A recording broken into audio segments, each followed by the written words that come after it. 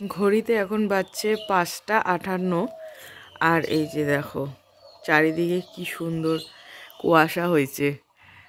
আর আমি এখনই ঘুম থেকে উঠলাম, মানে ঘুম অনেকক্ষণ আগে ভেঙে গেছিলো, বিছানা ছাড়লাম এখনই। চোখ মুখ একদম ফুলে গেছে, দেখানো যাবে না। এই যে দেখো কি সুন্দর ওয়েদার, সুন্দর তো না, ঠান্ডা ঠান্ডা ওয়েদার।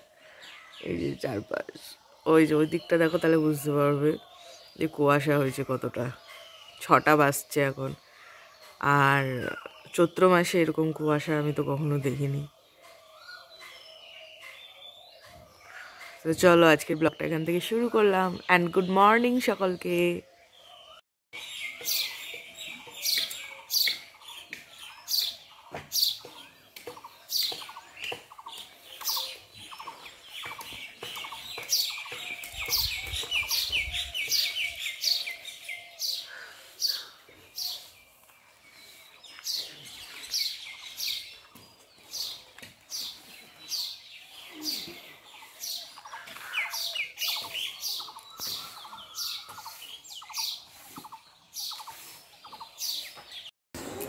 এই যে পড়তে এসেছে আমার কাছে সবাই মিলে। চলো পড়াশোনা করো। ঘরের জিনিসপাতি একদম উথাল পাথাল করে দিয়েছি, একদিক থেকে আরেক দিকে নিয়ে চলে গেছি। চলো তোমাদেরকে দেখাই। এই যে দেখো, এই এরিয়াটা একদম ফাঁকা হয়ে গিয়েছে। এখানে ছিল হচ্ছে আমার ওই যে আলনা, ওটাকে করে দিয়েছি এই দিকে।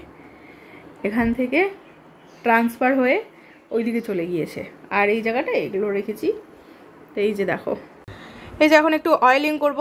3 রকমের তেল মেশানো আছে এখানে। আর এই হলাম আমি, স্মিতা দাস শর্মা। তো চলো এখন অয়েলিং করে নিই। এখন এই যে ঘরের মধ্যে রেস্ট নিচ্ছিলাম, রান্নাবান্না আমার হয়ে গিয়েছে। আর অয়েলিং করেছিলাম বলে শ্যাম্পু করেছিলাম, চুলটা একদম ভেজা হয়ে আছে, দেখতেই পাচ্ছ। কিছু কিছু জামা কাপড় কেচেছি, তো ভাবলাম ওগুলো একটু ওলট পালট করে দিয়ে আসি, শুয়েও শান্তি নেই।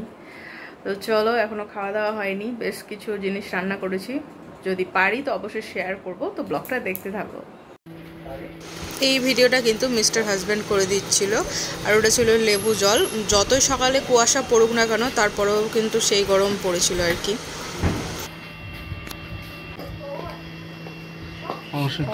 রসা, মাংসের ঝোল, আলুর টক,